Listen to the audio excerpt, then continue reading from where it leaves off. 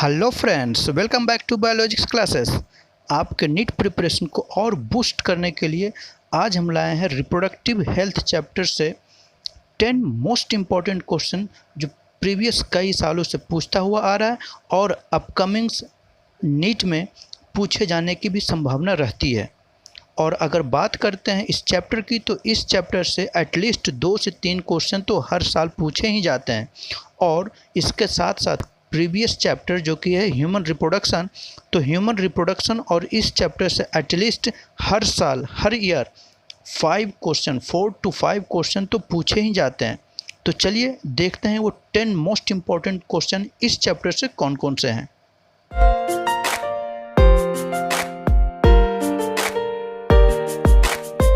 चलिए फ्रेंड्स, तो हम लोग देखते हैं फर्स्ट क्वेश्चन क्या बोल रहा है। फर्स्ट क्वेश्चन है सर्जिकल रिमूवल और cutting and ligation of the end of oviduct. ध्यान दीजिएगा, यहाँ पर किसकी बात कर रहा है? ओविडक्ट। और क्या बोल रहा है कि small part of fallopian tube is removed और tied up is known as. तो यहाँ बात कर रहा है फैलोपियन ट्यूब को कट करने के लिए और लाइगेट करने के लिए। फैलोपियन ट्यूब किस में प्रेजेंट रहता है? फीमेल बॉडी में। और ये परमानेंट मेथड की बात कर रहा है। तो यहाँ चूंकि फैलोपियन ट्यूब को कट करते हैं तो उस कट को हम लोग क्या बोलते हैं? ट्यूबेक्टोमी बोलते हैं। ठीक है, तो इसका आंसर हो जाएगा ट्यूबेक्टोमी। और ये देखिए सपोर्ट में हमने ये यहाँ पर एक स्लाइड दे दिया है, और ये स्लाइड हमारे जो ह्यूमन रिप्रोडक्टिव हेल्थ की जो लेक्चर ले रहे थे तब भी ये हमने बात पढ़ाई थी। ठीक है, तो वहीं से ये स्लाइड लाया हुआ है। अगर और आपको डिटेल देखना है तो आप उस लेक्चर को जाकर देखिए, और ऐसे तमाम क्वेश्चन को आप बहुत ही ईजी तरीके से सॉल्व कर पाएंगे। ठीक है, वहाँ पर वैक्सोटोमी के बारे में डिस्कशन किया हुआ है, वहाँ पर इंट्रायूट्राइन डिवाइसेस के बारे में डिस्कस किया हुआ है। ठीक है, तो चलिए हम लोग नेक्स्ट क्वेश्चन देखते हैं। नेक्स्ट क्वेश्चन क्या है? देखिए, एक टेबुलर फॉर्म में एक टेबल दिया हुआ है, यहाँ डिफरेंट मेथड्स दिए हुए हैं कॉन्ट्रासेप्शन के, और उसका मोड ऑफ एक्शन दूसरे कॉलम में दिया हुआ है। यहाँ पर मैच करवाना है। पिल्स का काम क्या है? तो पिल्स ओव्यूलेशन को रोकता है। कॉन्डोम का क्या काम है? तो ये स्पर्म को रोकता है सर्विक्स तक पहुँचने में। वैक्सोक्टोमी क्या है? अभी अगेन पिछले क्लासेस में देखे ट्यूबेक्टोमी जो फीमेल बॉडी में होता है, उसी तरीके से मेल बॉडी में वैक्सोक्टोमी होता है। वैक्सोक्टोमी में वास्ट डिफरेंस को कट करते हैं, इसलिए इसका नाम वैक्सोक्टोमी नाम दिया गया। तो वास्ट डिफरेंस में कट अगर हो जाएगा तो जो स्पर्म ट्रांसपोर्ट नहीं होगा, तो वहाँ से जो मेल के बॉडी से जो इजेक्ट होगा सेमेन, उसमें स्पर्म नहीं होगा। तो इसका मैच द कॉलम में क्या हो जाएगा? D, semen contents no sperm. और कॉपर टी क्या काम करता है? Prevents implantation. अब वो देख लीजिए, मैच करवा लीजिए क्या है। ये हो गया सी ऑप्शन। ठीक है, चलिए नेक्स्ट क्वेश्चन देखते हैं। The technique called gamete intrafallopian transfer, that is called the gift, is recommended for those females. अब ये गिफ्ट किन के लिए, किन फीमेल के लिए जरूरी है? तो चूंकि यहाँ क्या बात बोल रहा है, गैमेट को ट्रांसफर करवाना है किसमें? इंट्राफैलोपियन में, यानी फैलोपियन ट्यूब में डालना रहता है। तो मतलब कि वैसा फीमेल जो एग प्रोड्यूस नहीं कर पाती हैं, ओवम प्रोड्यूस नहीं कर पाती हैं, उनमें ये टेक्निक इस्तेमाल होगा। तो इसका आंसर हो जाएगा C, who can not produce an ovum. ठीक है, और ये देखिए स्लाइड हमने दे दिया है जिसमें लिखा है गैमेट इंट्राफैलोपियन ट्रांसफर, और this method is useful for female who can not produce ovum but can provide suitable environment for fertilisation and development.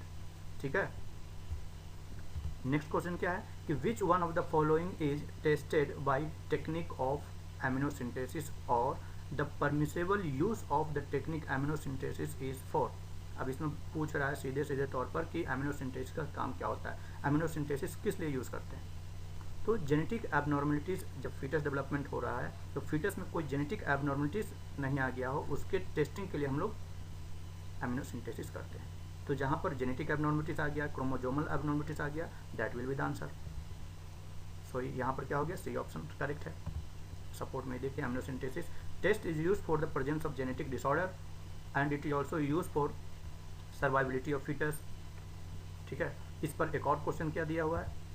एमिनोसिंथेसिस is a process to. Simply पूछा हुआ है कि एमिनोसिंथेसिस है वो उस प्रोसेस को किसके लिए यूज़ करते हैं। देखिए ये भी 2012 में पूछा हुआ है, बहुत रिसेंट पूछा हुआ है, तो कितना इंपॉर्टेंट है।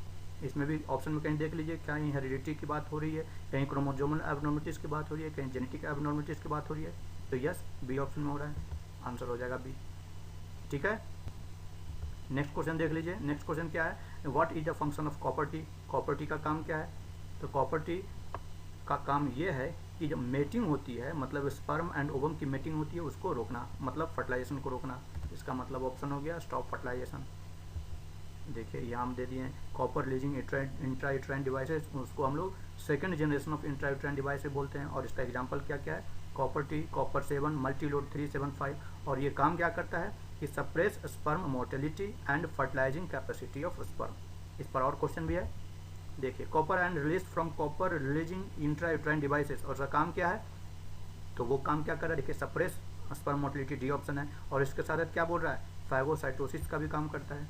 ये देखिए इंक्रीज, तो यहाँ पर 2 ऑप्शन सही है, ठीक है। देखिए 2017 में पूछा हुआ है, रिसेंट है बिल्कुल। नेक्स्ट क्वेश्चन क्या बोल रहा है, next question come from the oral contraceptive that is सहेली।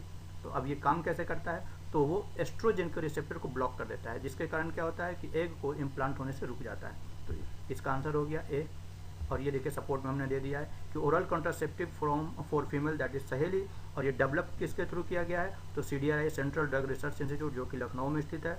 और काम कैसे कर रहा है, तो ये सिंक्रोनी को डिस्टर्ब कर देता है, ओव्यूलेशन और यूट्राइन जो वॉल लाइनिंग होती है उसको सिंक्रोनी को डिस्टर्ब कर देता है। कैसे, by blocking estrogen which prevents egg implantation, ठीक है। तो इस पर एक और क्वेश्चन पूछा हुआ है, रिसेंट पूछा हुआ है, वो भी देख लीजिए। देखिए ये भी सहेली के बारे में जो पूछा है 2018 में पूछा हुआ है, ठीक है। सेकंड क्वेश्चन क्या है, देखिए 2011 में पूछा हुआ है, वो भी 2 बार पूछा हुआ है, केरला में भी और MP में भी। और ये पूछा हुआ है कि कहाँ पर डेवलप किया गया है, तो अभी हम लोग देख लिए कहाँ, CDRI लखनऊ। इसका आंसर हो जाएगा CDRI लखनऊ, ठीक है। तो अगर ऐसे तमाम क्वेश्चन को आपको सॉल्व करना है तो आप एक बार ज़रूर जाकर देखें रिप्रोडक्टिव हेल्थ, जिसका लिंक इसके डिस्क्रिप्शन में दिया हुआ है। आप ऐसे तमाम क्वेश्चन को बहुत ही ईजी ढंग से आप सॉल्व कर पाएंगे, और वो भी 100% श्योरिटी के साथ, ठीक है। चलिए नेक्स्ट क्वेश्चन देखते हैं, which of the following hormone releasing intra uterine devices. देखिए अगेन मतलब इंट्रा यूट्राइन डिवाइसेस से लगातार क्वेश्चन पूछता हुआ आ रहा है, और हम लोग देख लिए कि कॉपर टी के बारे में देख लिए, उसके पहले लिप्स लूप के बारे में देख लिए, अब इसमें पूछ रहा है हार्मोन रिलीजिंग। तो मतलब ये जो hormone releasing intra uterine devices को हम लोग 3rd जनरेशन में बोलते हैं। और इसका एग्जांपल क्या है कि LNG-20 है, देखिए प्रोजेस्टासर्ट है, ठीक है। चलिए नेक्स्ट क्वेश्चन देखते हैं। यहाँ पर फिर से मैच द कॉलम आ गया, और यहाँ हम लोग बात कर रहे हैं कि केमिकल्स दूसरे में कॉलम में इसको मैच करवाना है। तो केमिकल्स क्या काम कर रहा है, केमिकल्स क्या है, स्पर्मिसाइडल जेली या फोम के तौर पर है। इंट्रा यूट्राइन डिवाइसेस क्या काम करता है, कौन कौन सा है, तो copper T loops, Q option इसका, B का Q ऑप्शन सही है, देखिए B का Q, D और A में है, ठीक है। तो यहाँ पर 2 ऑप्शन मतलब B और C तो कट गया। बैरियर क्या है, तो बैरियर कॉपर टी और लूप्स है, कॉपर टी और लूप्स। बैरियर C का Q है, C का R, C का बैरियर, C का condoms and cervical caps, sorry C का ये बैरियर्स का condoms and cervical caps R। देखिए ये A ऑप्शन सही हो गया, बस इतना तो इजी क्वेश्चन है। और देखिए ये रिसेंट आया हुआ 2012 और 2018 में 2 नंबर पूछा हुआ है। चलिए नेक्स्ट क्वेश्चन देखते हैं, सेक्सुअली ट्रांसमिटेड डिजीज। हम यहाँ STD की भी बात किए, 2012 में पूछा हुआ है। और ये क्या पूछ रहा है कि sexually transmitted disease that can affect both male and female and the female genitals and may damage the eye of the babies born or infected mother's age, or it is a disease which mainly affects mucous membrane of urogenital tract। यहाँ पर क्या बात बोल रहा है कि mucus membrane of urogenital tract, इसके लिए कौन सा डिजीज है, तो वो है गोनोरिया। इसका एग्जांपल हो जाएगा, ये आंसर हो जाएगा गोनोरिया। यहाँ पर डिफरेंट सारे STD के बारे में डिस्कस कर दिए। नेक्स्ट क्वेश्चन क्या है कि again from different sexually transmitted disease, और वो उसका पैथोजेंस क्या है उसके ऊपर पूछा हुआ है। देखिए रिसेंट में ही पूछा हुआ है, तो हम यहाँ पर एक टेबुलर फॉर्म में दे दिए हैं। तो सबसे पहले देख लेते हैं गोनोरिया किसके थ्रू होता है, तो गोनोरिया निसेरिया गोनोरिया के थ्रू होता है। सिफिलिस की बात करते हैं तो सिफिलिस ट्रिपोनिमा के थ्रू होता है। जेनाइटल वार्ड्स की बात करते हैं तो वो ह्यूमन पैपिलोमा वायरस के थ्रू होता है, और एड्स HIV के थ्रू होता है। इसका मैच द कॉलम में क्या होगा आंसर, ए।